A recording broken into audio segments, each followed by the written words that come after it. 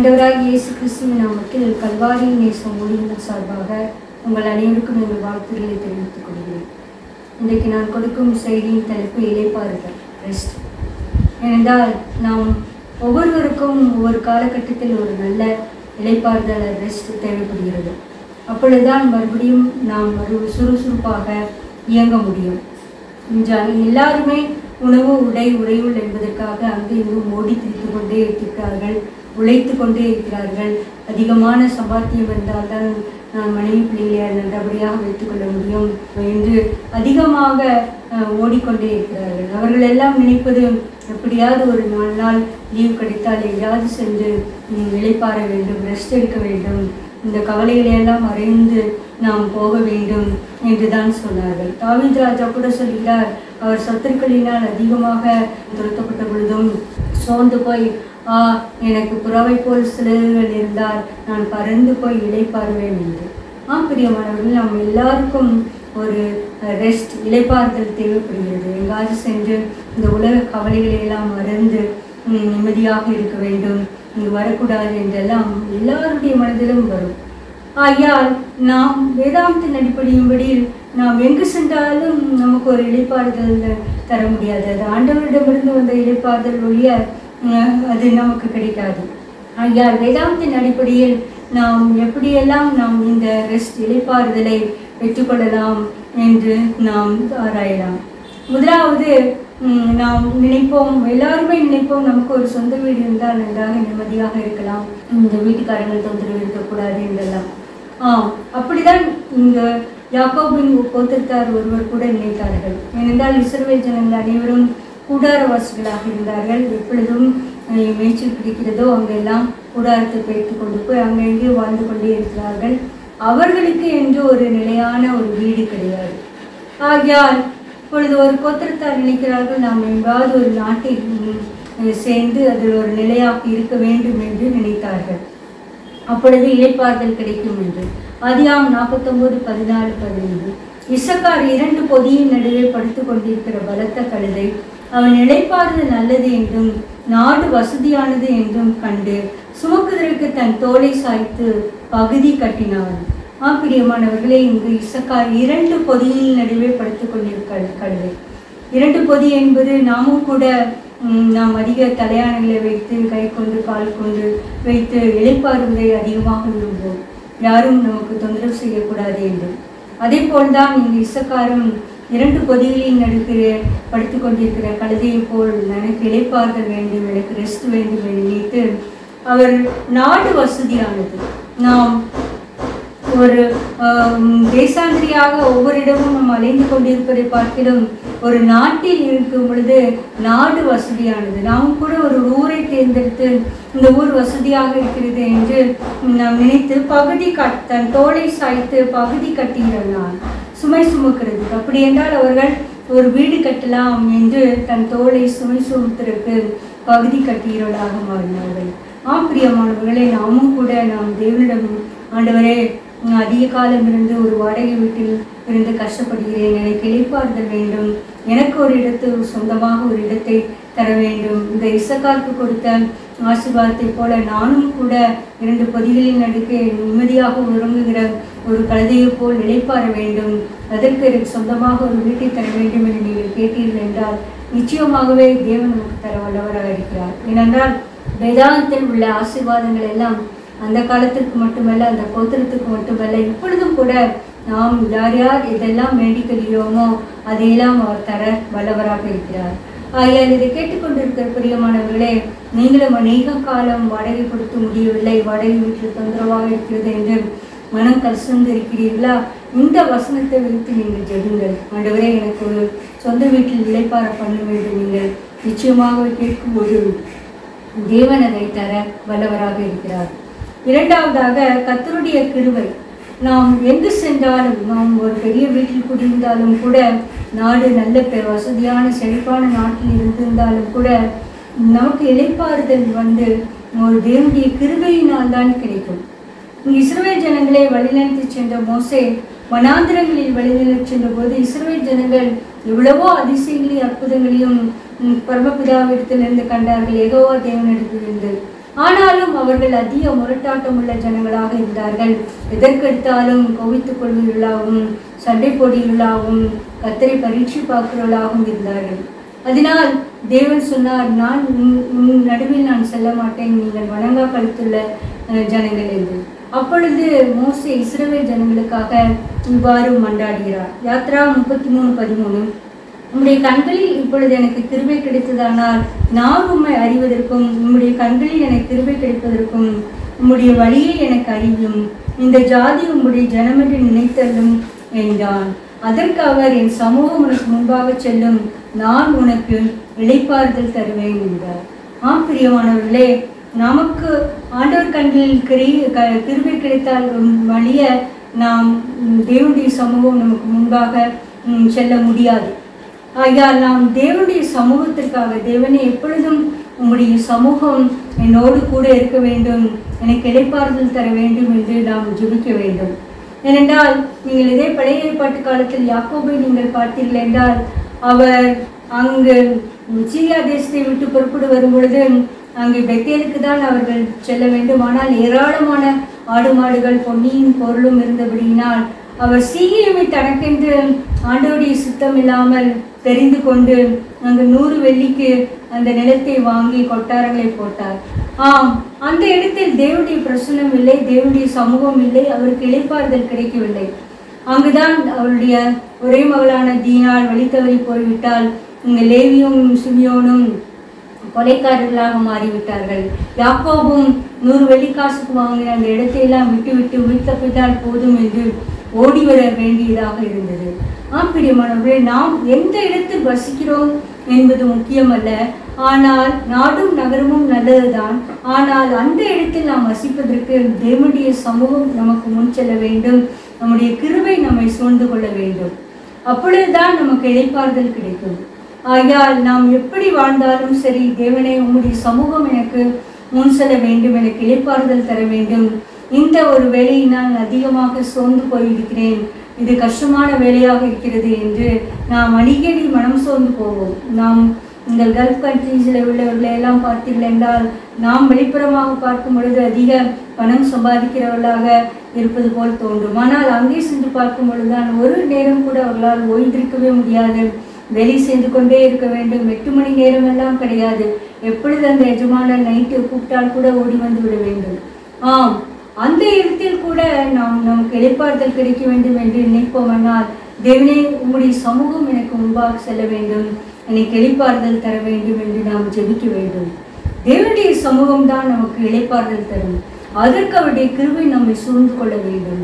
ஆகையால் நாம் எப்பேற்பட்ட வேலையை செய்தாலும் நமக்கு இளைப்பாறுதல், வேலை டென்ஷன்ல இருந்து ஒரு ரெஸ்ட், ஒரு இளைப்பாறுதல், சாந்தி கிடைக்க வேண்டும் என்றால் நிச்சயமாகவே தேவனே உம்முடைய சமூகம் என்னை சூழ்ந்து கொள்ள வேண்டும் என்று நாம் ஜெபிக்கும் பொழுது கர்த்தருடைய சமூகம் நமக்கு இளைப்பாறுதலை தருகிறதாக இருக்கிறது. இரண்டாவதாக நீங்கள் பார்த்தீர்கள் என்றால், நாம் பூர்வ காலங்களை எப்பொழுதுமே நாம் மறக்கக்கூடாது. நம் முன்னேற்கள் எப்படி வாழ்ந்தார்கள், அவர்கள் நம்மை காட்டிலும் ஒரு சொற்ப அறிவுள்ளவர்கள் தான், சொற்ப பணம் உள்ளவர்கள் தான். ஆனாலும் அவர்கள் அதிக நிம்மதியாக வாழ்ந்து கொண்டே இருந்தார்கள். இங்கே இப்படி இந்த காலத்தில் உள்ளது போல ஒரு செல்வச்செழிப்போ பணச்செருக்கோ அவரிடம் இருந்ததே கிடையாது. எல்லாம் இருக்கிறதை வைத்து அவர்கள் அதிகமாக திருப்தியாக வாழ்ந்தார்கள். எதற்கும் அதிகமாக ஆசைப்படுவதில்லை, மற்றவர்களை பார்த்து பொறாமைப்படுவதுமே இல்லை. அவர்கள் நல்ல நிம்மதியாக வாழ்ந்து சென்று விட்டார்கள். நாம் அதே உலகத்தில் தான் வாழ்கிறோம். ஆனாலும் அதிகமாக ஒன்றுக்கும் இன்றுக்குமாக ஓடி திரிந்து கொண்டே இருக்கிறோம். நமக்கு ஒரு இளைப்பாறுதல், ரெஸ்டே கிடைக்க மாட்டேங்கிறது. ஆகையால் அதற்கு என்ன காரணம் என்பதை நாம் சிந்தித்து பார்க்க கடமைப்பட்டுள்ளோம்.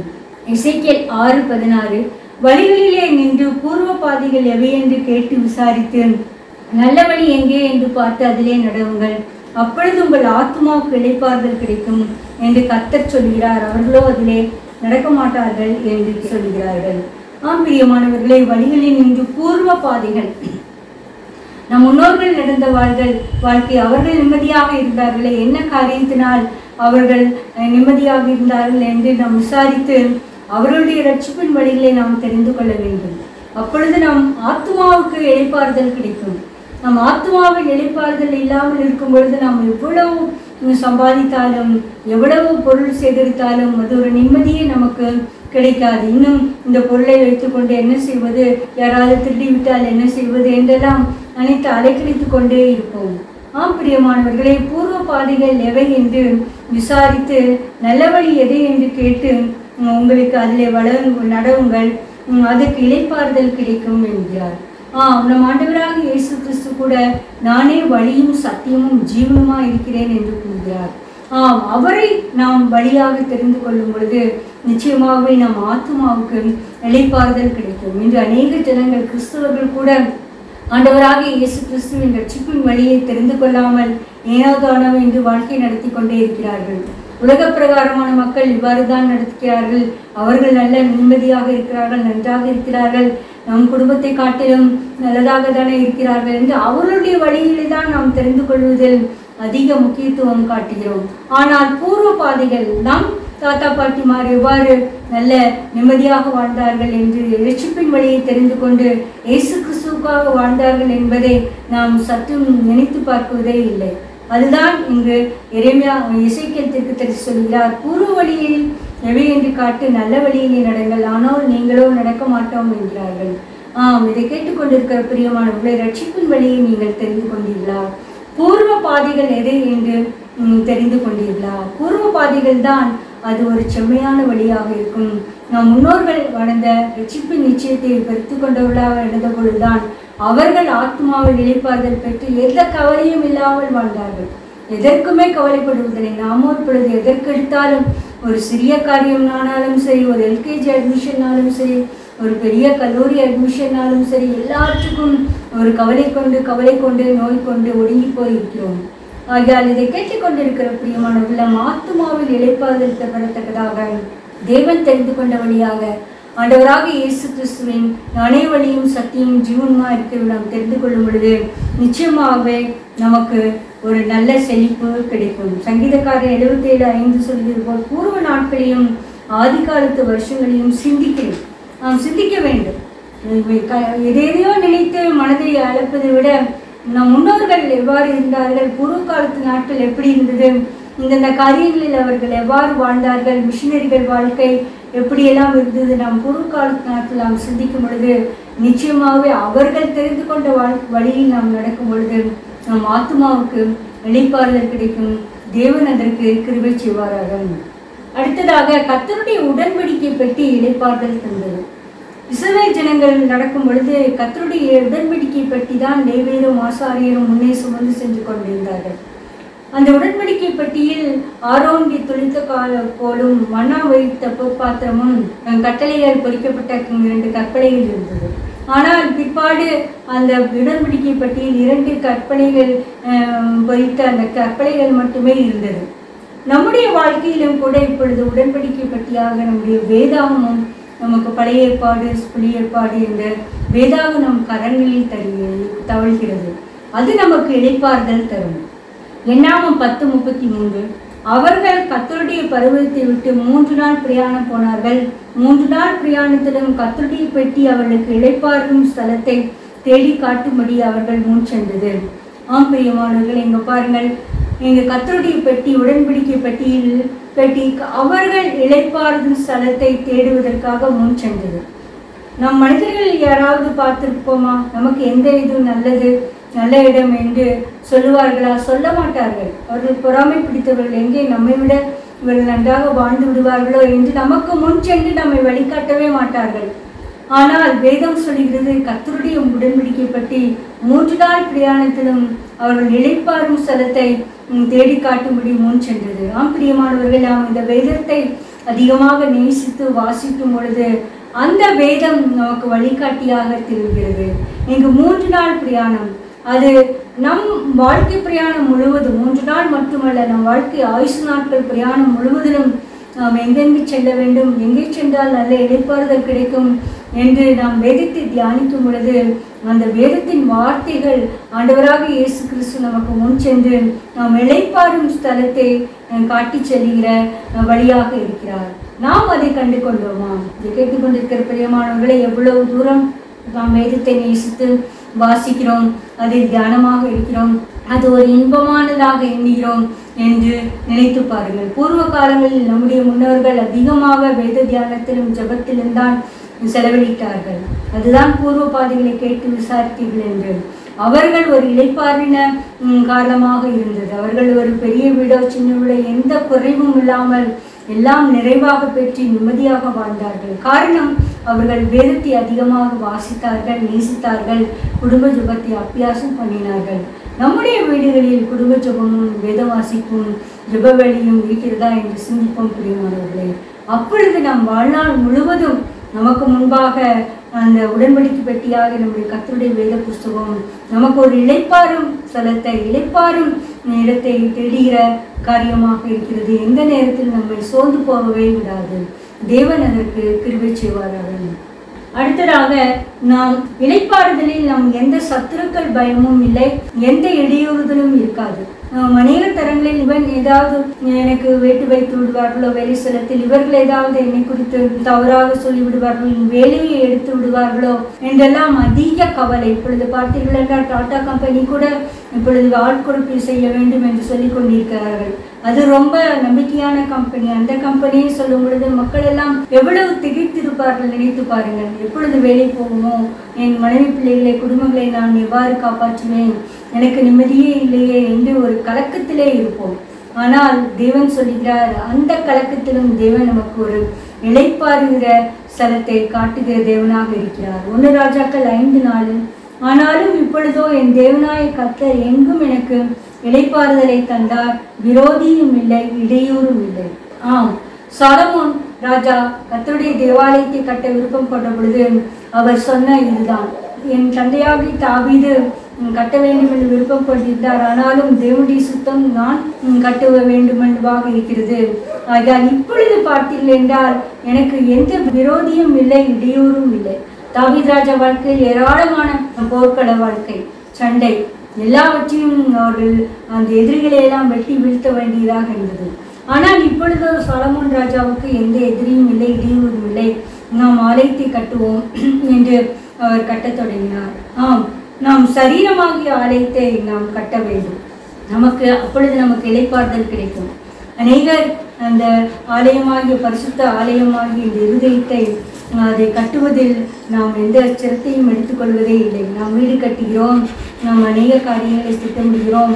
ஆனால் நம் இருதயமாகிய ஆலயத்தை, நாம் இந்த சரீரத்தை தூய்மையாக வைத்திருக்கிற நாம் கிருபை பெற்றிருக்கிறோமா என்று சிந்திக்க கடமைப்பட்டுள்ளோம். ஏனென்றால் அப்பொழுதுதான் நமக்கு எந்த விரோதியும் இருக்காது, இடையூறும் இல்லை. தேவனுடைய ஆலயம் ஆகிய இந்த சரீரத்தை நாம் அதிகமாக தேவனுக்கு பிரியமான காரியத்தில் பரிசுத்தத்தில் வளர்க்கும் பொழுது, அவருடைய சத்தத்தை கேட்பதில் நாம் நினைத்திருக்கும் பொழுது, வேதத்தை அதிகமாக தியானித்து தினம் தினம் நாம் இந்த தேவாலயத்தை, இருதயமாகிய தேவாலயத்தை தேவனுக்கு பிரியமாக இருக்கும் பொழுது நமக்கு எந்த இடையூறும் இல்லை, விரோதியும் இல்லை. இளைப்பாறுதலை தேவன் கட்டளையிடுவார். ஆம், ஒரு சின்ன காரியம்தான் பிரியமானவர்களே. வேதத்தை நேசிக்கிறவர்களுக்கு அநேக ஆசீர்வாதங்கள் வந்து தங்கும் என்று சொல்லுகிறோம். வேதத்தை நேசிக்கிறவர்களுக்கோ எந்த குறைவும் இல்லை. அப்படி என்றால் இந்த விரோதிகள், இடையூறுகள் எல்லாரும் நமக்கு முன்பாக நிற்க முடியாது. சாலமோன் ராஜாவின் வாழ்க்கை போல நாமும் கூட செழிப்பான வாழ்க்கையாக இருக்கோம். எப்படி இருக்கோம் என்றால், நாம் தேவாலயத்தை கட்ட விருப்பம் கொள்ளும் பொழுது, தேவாலயம் கட்டுவது என்பது இந்த சரீரம், நீங்களே அந்த ஆலயமாக இருக்கிறீர்கள் என்று ஆண்டவராக இயேசு கிறிஸ்து சொல்கிறார். அந்த ஆலயத்தில் நாம் தேவனுக்கு விரோதமான பகை, வைராக்கியங்கள், கொள்ளை, துராசைகள், பண ஆசை போன்ற அநேக வேண்டாத காரியங்களை வைத்து இருக்கிறோமா, அல்ல அதை சுத்தப்படுத்தி கொண்டு நாம் கட்டமைப்படுகிறோமா என்று சிந்திப்போம். அப்பொழுது நாம் சாலமோன் ராஜ்யத்தின் போல நமக்கும் எந்தவித பிரச்சனையும் இல்லாமல் இளைப்பாறுதல் தர தேவன் சித்தமாயிருக்கிறார். சாலமோன் ராஜாவின் காலத்தில் அவனவன் தன் அத்திமரத்தின் கீழும் தன் காட்சி பழத்தின் கீழும் உணர்ந்து சுகமாக தங்கியிருந்தார். எந்த பிரச்சனையும் இல்லை, பயமே இல்லை. பயம் இருந்தால்தான் நமக்கு இளைப்பாறுதல் கிடைக்காது. ஆனால் சாலமோன் ராஜா காலத்தில் யாருக்கும் பயமே இல்லை. அவர்கள் அவனவன் தன் அத்திமர இல்லையிலும் தன் திராட்சை தோட்டங்களிலும் சுகமாய்ப்படுத்தி தோன்றினார்கள். காரணம், அங்கு தேவாலயம் கட்டப்பட்டு கொண்டிருந்தது. நம்முடைய சரீரமாகிய ஆலயத்தையும் நாம் தீட்டுப்படுத்தாதபடி காக்கும் பொழுது நிச்சயமாகவே நமக்கு விரோதியும் இல்லை, இடியூரும் இல்லை. அடுத்ததாக தேவன் நம்முடைய சத்துருக்களை தேவன் அழிக்கும் பொழுது இளைப்பாறுதல் கிடைக்கும். நீங்கள் எஸ்தர் ராஜாத்தியின் காலத்தில் பார்த்தீர்கள் என்றால் ஆமோன் என்ற துர்மனிதன் எழும்பி யூத ஜனங்களை அழிக்க வேண்டும் என்று திட்டம் தீட்டினான். ஆனாலும் எஸ்தருடைய ஜெபத்தினாலும் மன்றாட்டினாலும் மொர்தெகாயின் ஒரு விழிப்பான காரியத்தினாலும் அந்த ஆமான் அங்கு தூக்கிலிடப்பட்டான். அதே போல்தான் நம்மை சுற்றிலும் அதிகமான எதிரிகள் இருந்தாலும் நாம் தேவனை சார்ந்து ஜெபத்திலும் உபவாசத்திலும் இருக்கும் பொழுது எதிரிகளை அழித்து போட வல்லவராக இருக்கிறார். அதை நாம் சந்தோஷமாக கொண்டாடலாம். எஸ்தர் 9:21 வருஷந்தோறும் ஆதார் மாதத்தின் 14, 15 தேதிகளே யூதர் தங்கள் பழஞ்சலுக்கு நீங்களாக்கி இளைப்பாறுதல் அடைந்த நாட்களாகவும் அவர்கள் சஞ்சலம் சந்தோஷமாகவும் அவர்கள் துக்கம் மகிழ்ச்சியாகுமான மாதமாகவும் ஆசரித்து அந்நாட்களில் தன் சந்தோஷம் கொண்டாடவும் ஒருவருக்கொருவர் வரிசைகளை அனுப்பவும் எளியவர்களுக்கு தான தர்மங்கள் செய்யவும் வேண்டும் என்று திட்டம் பண்ணினார். ஆம் பிரியமானவர்களே, சத்துருக்கள் அளிக்கப்பட்ட பொழுது அது ஒரு பெரிய இளைப்பாறுதல்.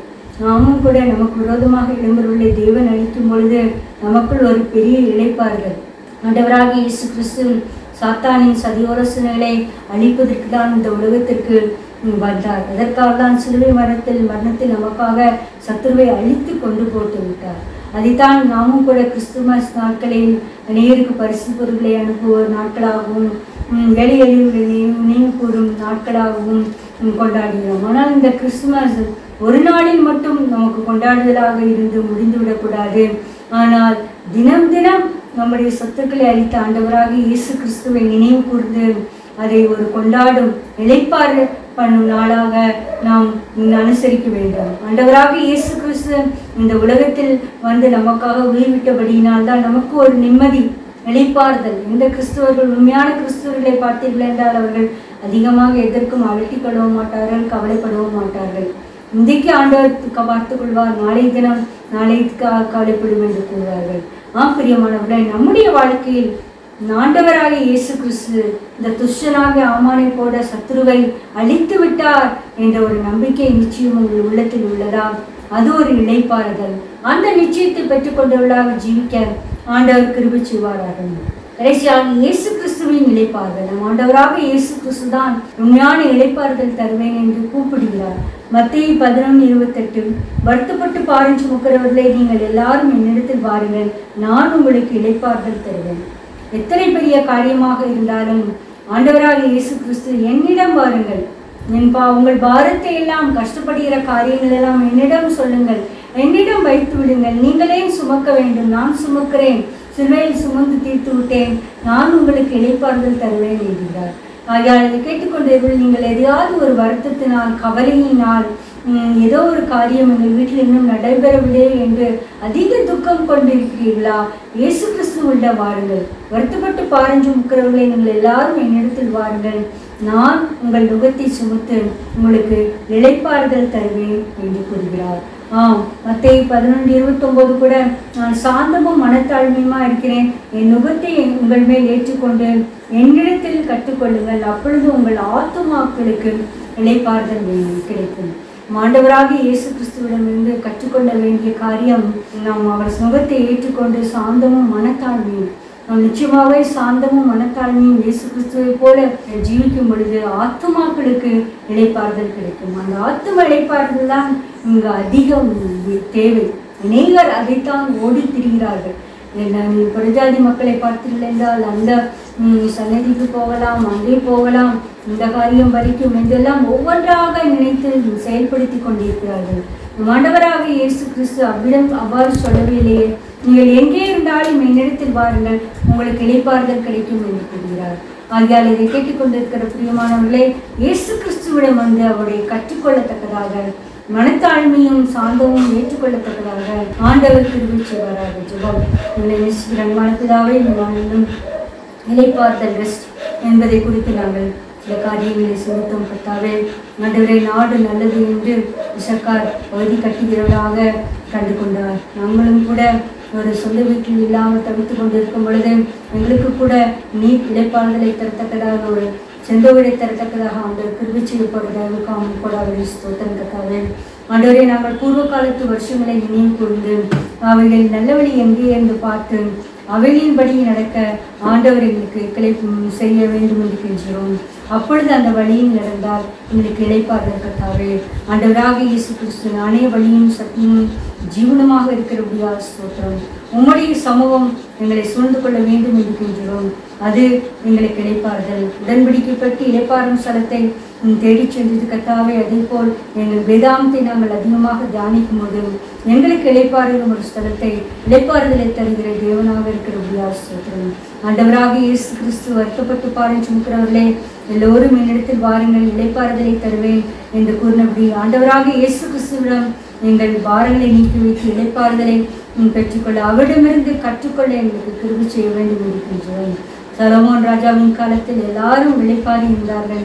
அவர் தேவாலயத்தை கட்ட விருப்பம் கொண்டபடினால் ஸ்தோத்திரம். நாங்களும் எங்கள் சரீரமாகிய ஆலயத்தை உமக்கு பிரியமானபடி கட்ட வேண்டாதவர்களையெல்லாம் எடுத்து போட எங்களுக்கு கிருபை செய்ய வேண்டும் என்று கெஞ்சுகிறோம். எல்லா துதி கனமையும் உமக்கு செலுத்துகிறோம். இரட்சகரும் மீட்பருமாகிய இயேசு கிறிஸ்து மூலம் வேண்டிக் கொள்கிறோம் பிதாவே. ஆமென்.